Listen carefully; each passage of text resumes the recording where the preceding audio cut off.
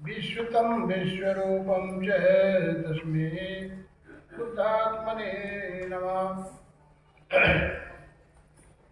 परम मंगलमय विश्वरूप परमात्मा एवं परमात्मा स्वरूप तत्वदर्शी सदगुरु के चरणों में सादर नमन करते हुए चतुर्युग मालिका के 9वें अवतार नारायण भगवान श्री मायनम चैतन्य जी द्वारा स्वधर्म के अनुसार आत्म शांति और विश्व शांति हेतु संस्थापित केंद्रीय अध्यात्म विज्ञानशाला ओंकारेश्वर जिला खंडवा मध्य प्रदेश के अंतर्गत ये 4 सत्रों में जो इस ज्ञान विज्ञान योग का मुख्यालय ओंकारेश्वर है, उसके 4 सत्र होते हैं, जिसकी विषय वस्तु यही रहती है, जिसका शुभारंभ या जिसकी बारे में परमागणी तिवारी जी के माध्यम से हम आप एक मानव जगत की वेदना और सज्जनों के हृदय में उठने वाली वेदना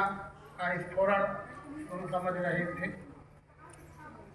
तो उसका ये 4था सत्र बीच बीच में तो इसी ओंकारेश्वरी पुण्य भूमि रही है, बीच बीच में होते रहे हैं 2003 में, 6 में, 9 में और 2018 के बाद ये नियमित रूप से आप सब लोगों के सहयोग से आदरणीय नायक जी की धर्मशाला और उनके सहयोग से और नगर परिषद के सहयोग से अब ये एक नियमित रूप से विराट रूप धीरे धीरे ले रहा है। उसमें हम आप सभी भारत के विभिन्न प्रांतों से पधारे हुए आदरणीय सज्जनों का, देवियों का एवं पुण्यवान पावन नगरी के सभी आदरणीय भाइयों बहनों का हार्दिक समादर करते हुए और साथ में अभी मंचासीन परम आदरणीय तिवारी जी जिन्हें हम आप सुन रहे थे, आज के समय में इस प्रकार का चिंतन होना भी एक कम हो गया है। इस प्रकार के विचारों का उद्गार निकले, यही तो समस्या हो गई मानव जगत की कि मानवीय समस्याएं तो बहुत सी हैं और समस्याओं के निराकरण के लिए अंबार लग जाते हैं। वो सब व्यष्टिवादी है, भोग लालसा से जुड़ी हुई मानवीय समस्याएं हैं, जिनका निराकरण धार्मिक स्तर पर भी हो रहा है, सामाजिक स्तर पर भी हो रहा है, राजनीतिक स्तर पर भी हो रहा है। लेकिन ये तो अलग समस्या है जो बता रहे हैं। ये धार्मिक भी नहीं है, ये सामाजिक भी नहीं है, ये राजनीतिक भी नहीं है, यह एक अलग समस्या है।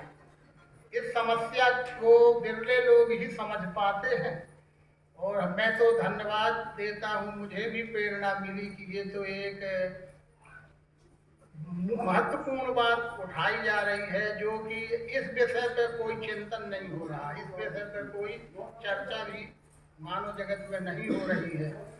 और बराबर चरित्र का संकट हो जाना, विश्वास का संकट हो जाना और मानवीय मूल्यों का यहाँ तक गिर जाना कि अब बता तो दिया सब, पशु भी कहना पशु का अपमान है, पशु कहना भी पशु का अपमान है, क्योंकि पशु अनुशासित है, प्रगति नियम से बंधा हुआ है, प्रगति नियम के विरुद्ध नहीं कुछ चल रहा है। लेकिन ये मनुष्य तो कहीं भी नहीं बंधा दिखता। एक और भक्त कवि इसी प्रकार से मिले थे, बहुत अच्छी बात, वो दोहा हमने उन्हीं से सीखा था और उन्हीं से समझा था। और वो कह रहे थे कि अल पतंग गज मीन मृग। तो इसी प्रकार से सुलझे हुए, नाम तो उनका राजनीतिक क्षेत्र है लेकिन वो बहुत सुलझे हुए थे। इसी प्रकार से मंच से वो दोहा कह रहे थे, बात वही की संदेश खा रही है। अरि पतंग गजमीन मृग एक एक रस आँच, तुलसी इनकी का कहो जो बांधे हैं 5। अली यानी भौरा, पतंग यानी कीड़ा, अरि पतंग गज यानी हाथी, मीन यानी मछली और मृग यानी हिरण मृग। ये पशु हैं, पर ये पशु भी एक एक रस में आसक्त होने के कारण, एक एक विषय की भोगासक्ति और रस में रस आसक्त होने के कारण अपने को बलिदान कर देते, देह परिवर्तन कर लेते, मर जाते। लेकिन वो एक में बंधे हैं तो मरना पड़ता है। अरे भौरा है, यहाँ वहाँ का सब तरफ का बैठना और रस लेना है, उसका स्वभाव है।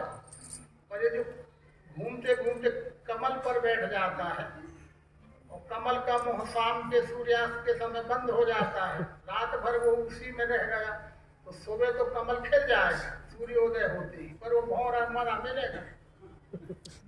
कमल तो फिर खिल जाएगा सुबह, पर वो भौरा उसमें मरा मिलेगा, क्योंकि रस में आसक्त हो गया। अरे पतंग कीड़े होते हैं, लाइट जलती है, उसमें दौड़ दौड़ कर बहुत से कीड़े टकराते हैं। उजेले में रूप में फंस करके वो रूप की आसक्ति में भौरे कीड़े आते हैं और वहां मर जाते हैं। गज हाथी स्पर्श के आसक्ति में, स्पर्श की आसक्ति में हाथी मारे जाते हैं। मीन मछली गंध में, मछली गंध से मरती है।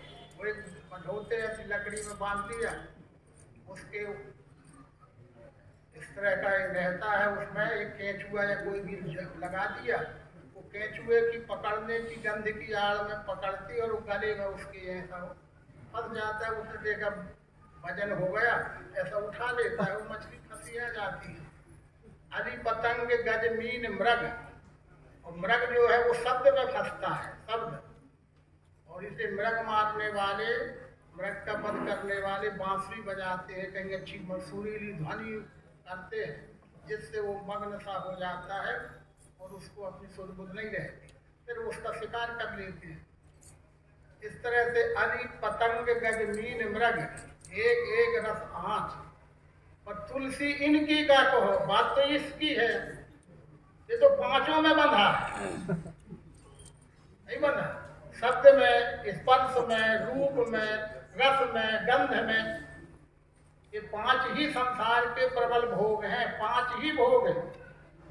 पांच में अनंत है, पर पांच के ही प्रकार अनंत हैं, पर भोग तो पांच ही हैं। शब्द स्पर्श रूप रस गंध।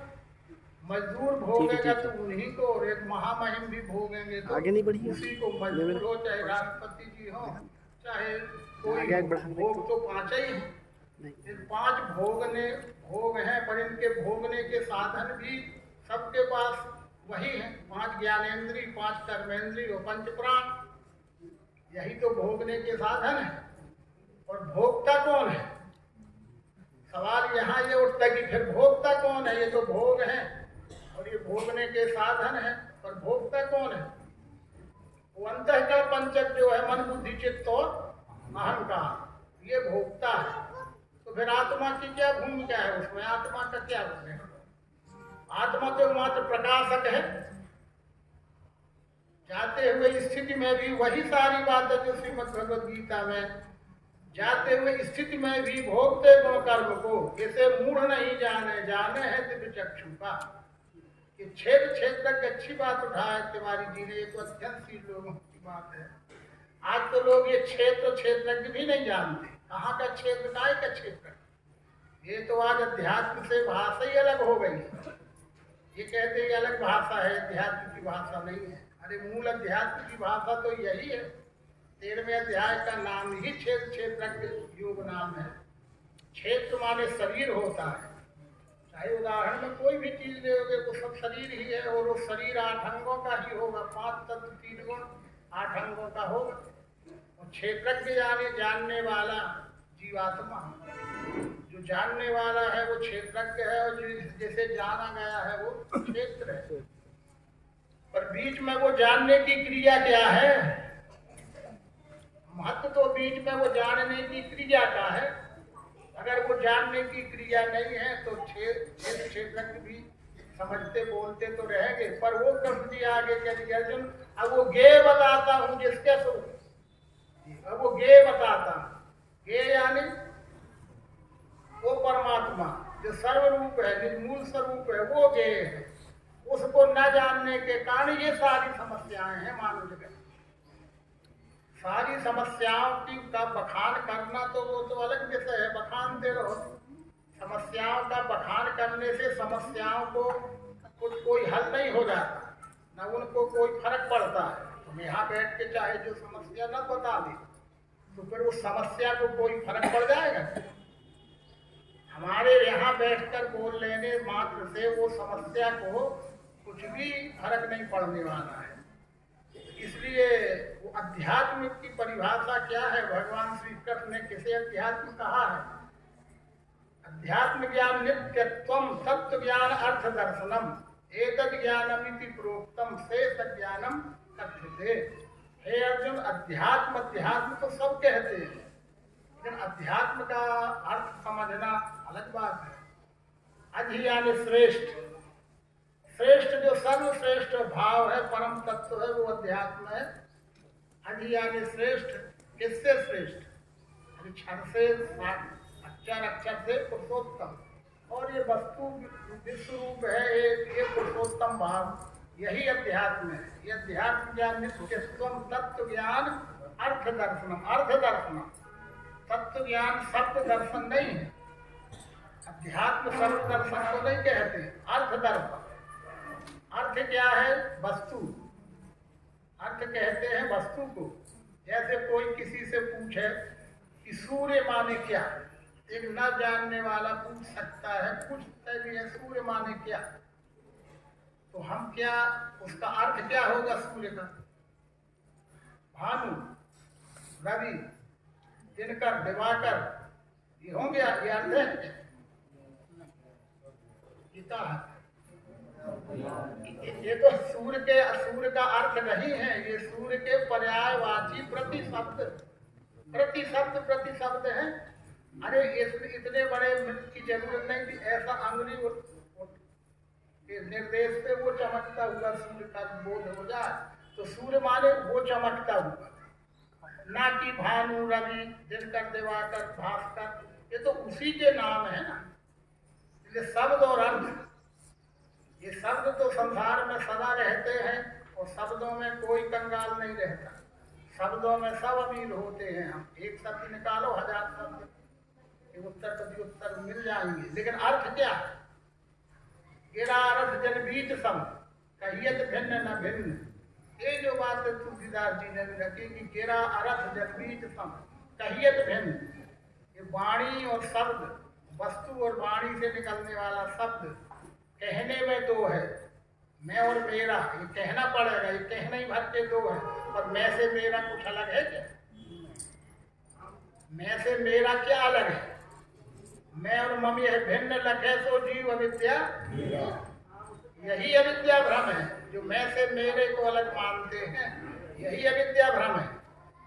और आगे उपनिषदकार कहते हैं कि अविद्या में फंसे हुए लोगों को तो लोग सहज में कह देते हैं कि ये तो अज्ञानी है, ये तो अज्ञानी है, न जानने वाला है, अविद्या में ग्रसित जीव है। ठीक है, ये अविद्या भ्रम से ज्यादा खतरनाक विद्या भ्रम होता है। ये अविद्या तो न जानना अविद्या है, पर ये उससे ज्यादा खतरनाक समाज के लिए विद्या भ्रम होता है। कौन मोबाइल चला रहे का भैया? मोबाइल हो तो चले जाओ। ये विद्या भ्रम, ये विद्या भ्रम, अज्ञान, ज्ञान और विज्ञान, 3 श्रेणियां बताई शास्त्रों ने। अज्ञान को अविद्या भ्रम रहता है, पर ज्ञानी को विद्या भ्रम रहता है। ये अविद्या भ्रम और विद्या भ्रम दोनों भ्रमों का लय बिना विज्ञान बोध के नहीं होता है। वो विज्ञान बोध ही सनातन धर्म का सनातन सिद्धांत है, जिसके कारण ही रामचरितमानस में ही तुलसीदास जी ने रामचरितमानस लिखने के पहले जो अपने उद्गार व्यक्त किए हैं, उसमें देखिए वही बात लिख रहे हैं। सीताराम गुणग्राम पुण्यारण्य विहारण वंदे विशुद्ध विज्ञानम कभी स्व कभी। अब ये विज्ञान की बातें हैं। अब जो तुलसीदास जी लोग कह रहे हैं कि वंदे विशुद्ध विज्ञानम, कवि स्व कवि स्व, दो ही नाम है। कवियों में श्रेष्ठ कवि वाल्मीकि जी, तो कपियों में श्रेष्ठ हनुमान जी के चरणों की मैं वंदना करता हूँ। क्यों करता हूँ? क्योंकि बंदे विशुद्ध विज्ञानी, ये विशुद्ध विज्ञानी थे। निश्चित है कि अशुद्ध भी होते होंगे। हर चीज की दो श्रेणी अपने आप समय वही हो जाती है, तो फिर विज्ञान की भी दो श्रेणियां होती होंगी, तो उसमें भी